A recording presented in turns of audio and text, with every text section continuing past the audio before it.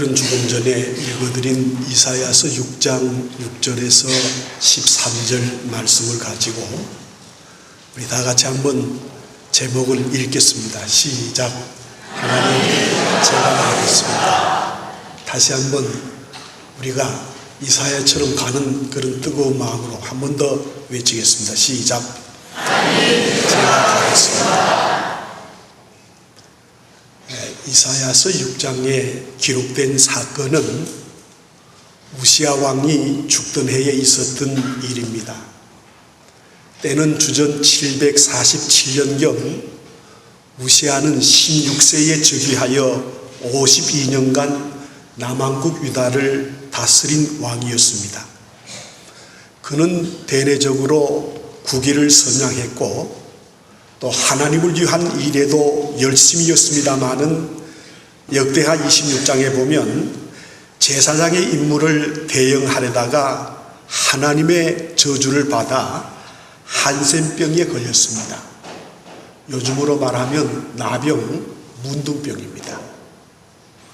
초대 이스라엘의 왕이었던 사울은 사무엘 선지자를 제치고 자기 마음대로 제사를 드린 사건 때문에 하나님의 버림을 받았고, 우시야 왕도 나라고 하지 못할 거냐 하며 제사장의 일을 넘보다가 문둥병자가 되고 말았습니다.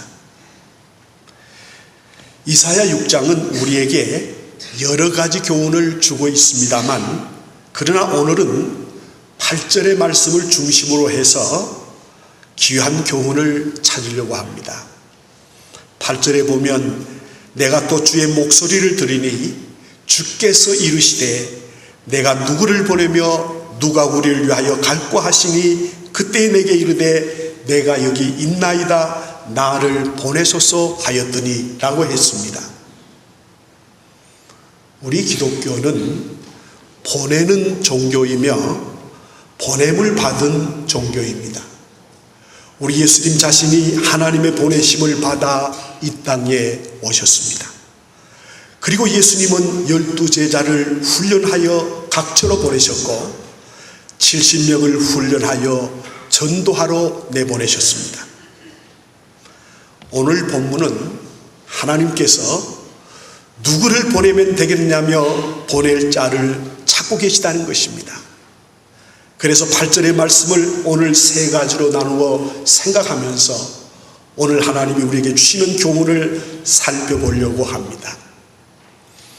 하나님이 보낼 사람은 첫째로 주의 목소리를 들었습니다. 8절에 보면 내가 또 주의 목소리를 들으니라고 했습니다.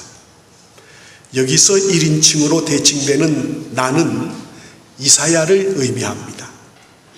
이사야 6장은 이사야가 하나님의 선지자로 부르심을 받고 사명을 받은 장면이 잘 설명이 되어 있습니다. 이사야가 또 주의 목소리를 들었다는 사실은 그의 귀가 하나님의 음성을 듣는데 열려 있었다는 것입니다. 하나님의 음성을 듣고 하나님의 말씀을 듣는 귀가 밝아야 합니다. 열려 있어야 합니다. 하나님을 믿는 하나님의 자녀라고 하면 하나님이 우리에게 이 시대에 들려주시는 음성을 우리가 들을 수 있어야 하는 것입니다. 그래서 요한계시록에 보면 귀 있는 자는 성령이 교회들에게 하시는 말씀을 들으라고 그렇게 말씀하고 있습니다. 성령이 하나님의 하시는 말씀을 아무나 듣는 것이 아닙니다. 하나님을 사랑하는 자, 하나님의 사랑을 갈망하는 자가 들을 수 있습니다. 들을 귀 있는 사람이 하나님의 음성을 듣는 것입니다. 수백 명, 수천 명, 수만 명이 설교를 듣습니다만 제대로 설교를 듣고 깨닫는 사람은 하나님의 은혜와 하나님의 사랑을 받게 되는 것입니다. 사무엘상 3장을 보면 어느 날 성전에서 하나님이 부르셨습니다.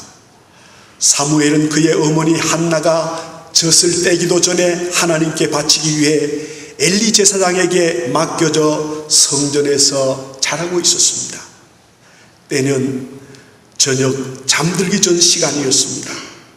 잠을 청하기 위해 자리에 누워있는 사무엘을 부르는 소리가 들렸습니다. 사무엘아, 사무엘아. 깜짝 놀란 어린 사무엘은 엘리 제사장에게로 달려가서 저를 부르셨습니까? 제가 여기에 있습니다라고 했습니다. 그때 엘리 제사장은 내가 부른 일이 없다.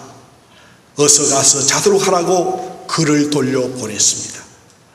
2번, 3번 그 일이 계속해서 반복이 되었습니다. 엘리가 듣지 못한 하나님의 소리를 어린 사무엘이 들었다는 것은 무엇을 의미하는 것입니까? 물론 그 당시 엘리 제사장은 나이가 많아 눈도 귀도 어두운 그런 상태였습니다. 그러나 여러분, 아닙니다. 이것은 보는 눈과 듣는 귀의 문제가 아닙니다. 이것은 하나님의 음성을 듣는 신령한 귀가 문제가 있는 것입니다.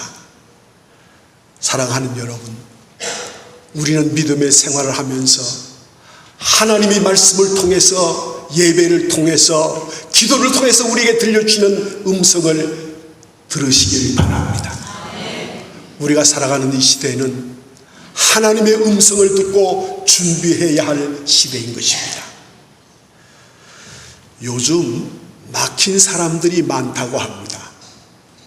소통이 막힌 사람들, 길이 막힌 사람들, 기가 막힌 사람들, 취직길이 막힌 사람들, 자금줄이 막힌 사람, 도움의 손길이 막힌 사람들이 많다고 합니다.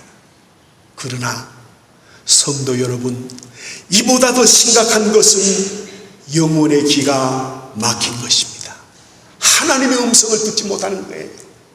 많은 그리스도인들이 이 땅에 살고 있지만은 하나님의 음성을 듣지 못하는 사람들이 얼마나 많이 있습니까? 성경학자들은 이사야가 주의 목소리를 들었다는 것은 하나님의 특별 계시였다고 해석하고 있습니다. 하나님의 특별 계시는 특별하고 분별력과 특별한 시청력이 있을 때 보고 들을 수 있는 것입니다. 이스라엘의 왕이었던 이 아합은 우리가 아는 대로 이방 여자 이세벨을 아내로 취하여 우상을 섬기는 것만으로 부족하여 서민의 재산을 탈취하는가 하면 백성들을 괴롭히는 폭정을 베풀었습니다. 그 당시 엘리야 선지자가 아합 왕에게 그의 잘못을 지적하게 되었고, 이를 괘씸히 여긴 아합과 이세벨은 엘리야를 죽이겠다고 따라 나섰습니다. 심각한 위기의식을 느낀 엘리야는 아합을 피해서 호렙산 숲속으로 도망을 쳤습니다. 호렙산 숲속에 숨어있던 엘리야는 하나님을 간절히 만나고 싶었습니다. 그리고 하나님을 만나면 왜 아합과 이세벨을 살려두시는가? 왜 죄 없는 나는 쫓아다니는 신세가 되는가? 악이 성하고 의가 쫓기는 세상이라면 하나님의 정의와 통치를 어디 가서 찾을 수 있는가? 그렇게 항의하고 싶었습니다. 열왕기상 19장 11절에 보면 엘리야가 하나님을 만나는 장면이 나옵니다. 광풍이 휘몰아쳐 산을 가르고 바위를 부수며 지나갑니다. 그러나 하나님은 거기에 계시지 않습니다. 지진이 나고 땅이 갈라지고 그 속에도 하나님이 계시지 않았습니다. 뜨겁고 강한 물이 타고 있는 그 속에도 하나님은 계시지 않으셨습니다. 잠시 후 정적이 그치고 세미한 소리가 들려왔습니다. 아주 작고 가느다란 그 소리가 바로 하나님의 소리였습니다. 소근거리듯 엘리야야, 내가 왜 여기 있느냐라고 말씀하시는 그 소리가 바로 하나님의 소리였습니다. 우리는 이 사건 속에서 조용하고 부드럽고 세미하게 들리는 하나님의 음성을 깨달아야 합니다. 그리고 그 음성을 들을 귀가 가진 사람만 들을 수 있다는 것도 우리가 깨달아야 하는 것입니다.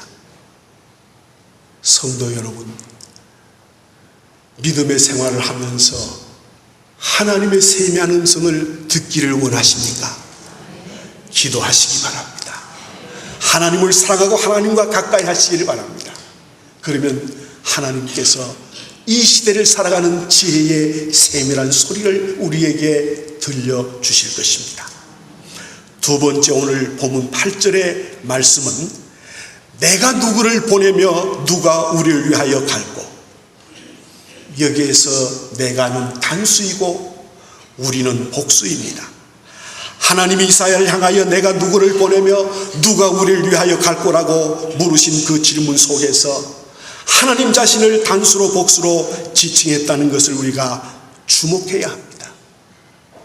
유명한 장로교 창시자인 칼뱅은 여기서 말하는 우리는 삼위일체 하나님을 의미한다고 그렇게 해석합니다. 창세기 1장 26절에 보면 하나님께서 우리 인간을 창조하실 때 우리의 형상을 따라 우리의 모양대로 우리가 사람을 만들고라고 했습니다. 여기에 보면 우리라는 말이 3번 반복되고 있는데 그건 역시 삼위일체 하나님을 뜻하는 것입니다. 내가 누구를 보내며 누가 우리를 위하여 갈고, 이 말씀 속에는 다음과 같은 뜻이 있습니다. 그것은 보낼 만한 사람이 많지 않다는 것입니다. 하나님의 종으로 일할 사람, 하나님의 메신저가 될 사람, 하나님이 마음 놓고 보내실 만한 사람이 그렇게 흔치 않다는 것입니다. 우리나라의 경우 각 신학대학원마다 하나님의 종이 되겠노라고 지원하는 사람의 수가 입학 정원보다 평균 3배, 4배가 넘는다고 합니다. 그러나 불행하게도 미국이나 일본의 경우만 해도 신학대학원 지망생이 현저하게 지금 줄어드는 추세라고 합니다. 한마디로 보낼 만한 사람이 없다는 것입니다. 그러나 우리나라는 최소의 경우 4대 1의 경쟁률을 통과해야만 신학대학원에 입학이 가능합니다. 한마디로 우리나라는 보낼 만한 사람이 차고 넘친다는 것입니다. 우리나라가 받은 신앙적 축복이 많습니다. 성도 여러분, 우리 대한민국 한번 돌아보시기 바랍니다. 땅덩어리가 넓습니까? 적습니다. 좁습니다. 지하자원이 많습니까? 없습니다. 이북보다도 엄청나게 적어요. 그런데 오늘 우리 한국이 이렇게 잘 살 수 있는 비결이 뭡니까? 저는 한국이 이렇게 복받고 잘 살 수 있는 비결을 여기에서 찾고 싶습니다. 이 땅에는 하나님의 일을 할 하나님의 사역자들이 많다는 거예요. 그래서 우리 민족이 지금 복을 받고 살고 있는 것입니다. 세계 3대 문화권으로, 세계를 우리가 3대 문화권으로 구분을 합니다. 그것은 불교 문화의 영향을 받은 불교 국가들, 회교 영향을 받은 회교 국가들, 그리고 기독교 문화의 영향을 받은 기독교 국가들로 나눌 수가 있습니다. 여러분, 그런데 어느 곳이 선진국입니까? 어느 나라들이 여러분 잘 살고 있습니까? 세계 선교 역사상 100년 넘게 계속 교회가 지속적으로 성장하는 예는 우리나라밖에 없다는 것입니다. 근자의 교회 성장이 둔화되고 정체 국면에 접어들었다고 합니다만, 그러나 그것은 일시적인 현상이요 부분적인 현상이지 전체는 아닙니다. 그리고 앞으로 한국 교회가 불합화 교회의 전철을 밟아 교회가 텅텅 비고 건물은 관광유물로 남게 될 것이라고 얘기하는 사람들이 있습니다만은, 저는 그것은 기우에 불과하다고 봅니다. 그 이유는 우리 한국 교회에는 수많은 사람들의 순교의 피가 흐르고 있습니다. 여러분, 우리가 살고 있는 이 삼천리 금수강산에는 하나님을 위하여 죽은 수많은 순교자들의 피가 지금도 하늘을 향하여 아우성치고 있는 것입니다. 일제 40년 6.25 전쟁과 숱한 역사의 변동의 소용돌이 속에서 자란 한국교회이기 때문에 그렇게 쉽게 무너지지 않습니다. 그리고 한국교회는 기도가 있고 말씀이 있기 때문에 구라파 교회처럼 쉽게 문을 닫지 않습니다. 한편 헌신한 주의 사역자들이 많이 있습니다. 지금 전 세계에 22,000명의 선교사가 나가 있습니다. 인구 프로테지로 따지면 우리나라가 제일 많이 파송한 거예요. 그리고 이 선교사들은 전천후 지금 일을 감당하고 있습니다. 그들에게는 출퇴근이 없습니다. 24시간 일하고 있습니다. 목숨을 바쳐서 저들은 일하고 있습니다. 인도네시아의 작은 섬에는 들어가면 원주민들이 살고 있습니다. 그들은 대단히 폐쇄적이어서 외부인들의 접근이 그렇게 쉽지 않다는 것입니다. 설령 그 마을에 들어가더라도 마을의 관행을 따라야 그들과 대화가 가능하다는 것입니다. 귀빈이 그 마을에 들어가면 주장의 초청으로 만찬이 벌어집니다. 그들은 숲속에서 금방 잡은 구렁이를 삶아서 요리를 만든 후 손님들에게 대접을 합니다. 성도 여러분, 세계 민족 가운데 누가 그 음식을 먹을 수 있겠습니까? 미국 선교사입니까? 캐나다 선교사입니까? 영국 선교사입니까? 일본 선교사입니까?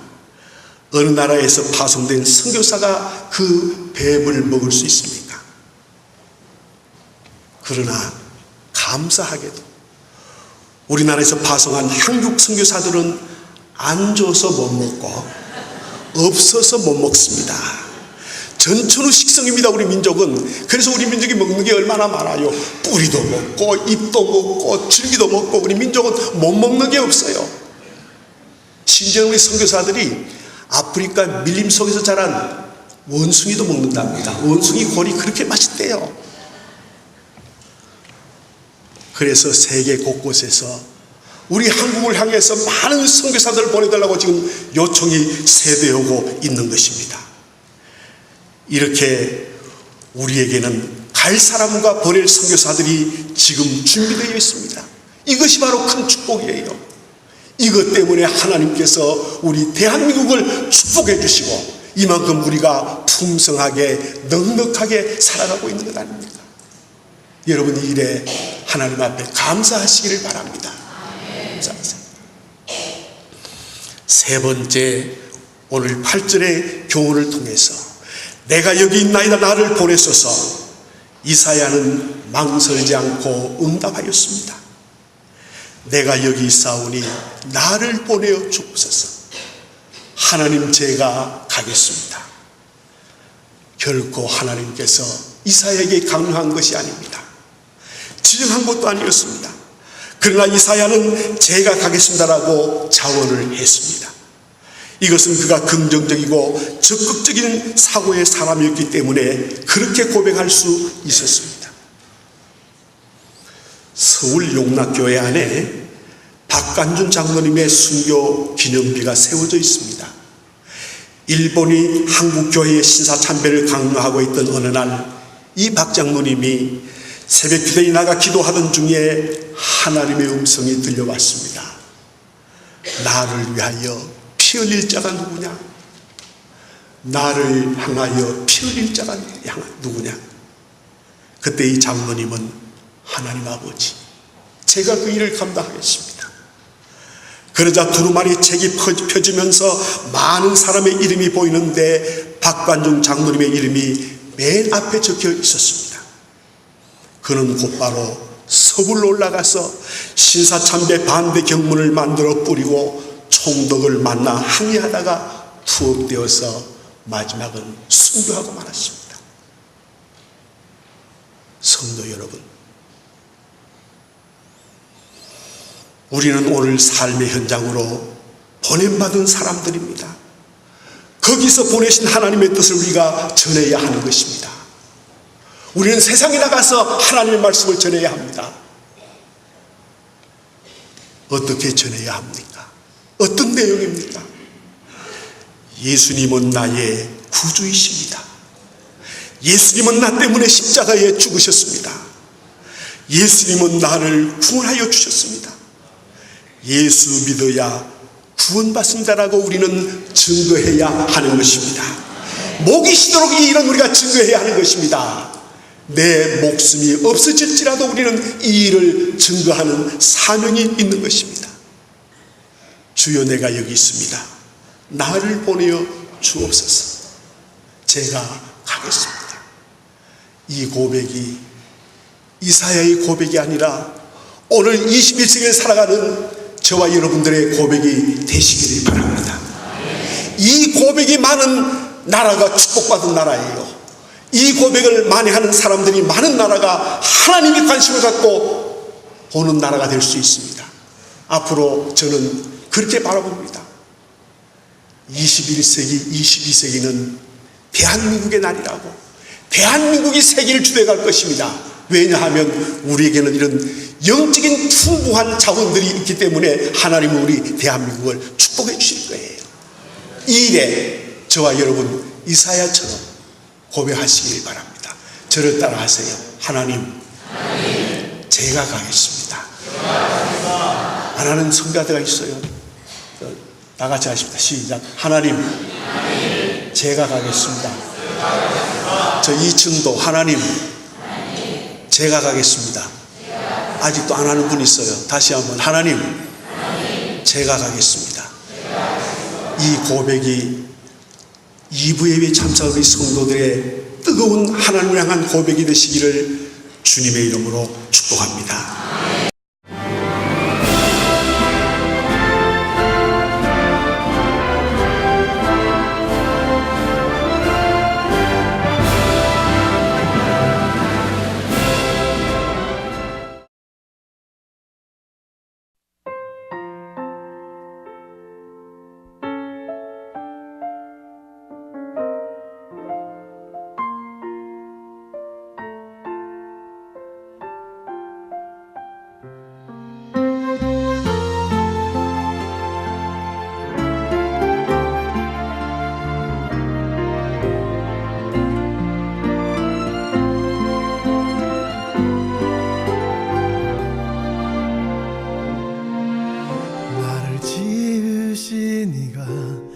하나님,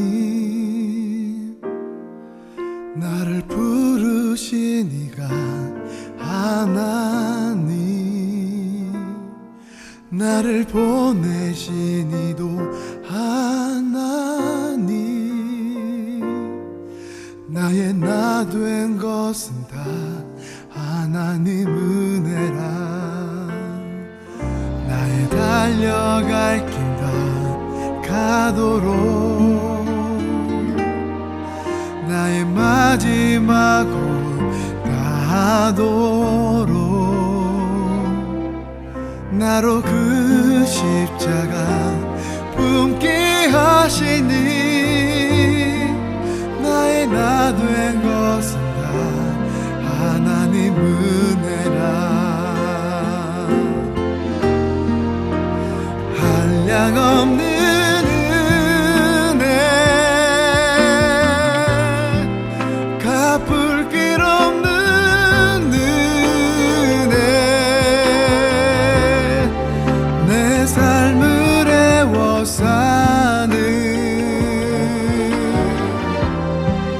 하나님의 은혜,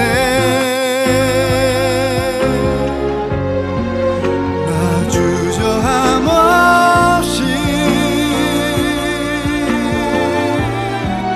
그 땅을 밟음도 나를 붙드시는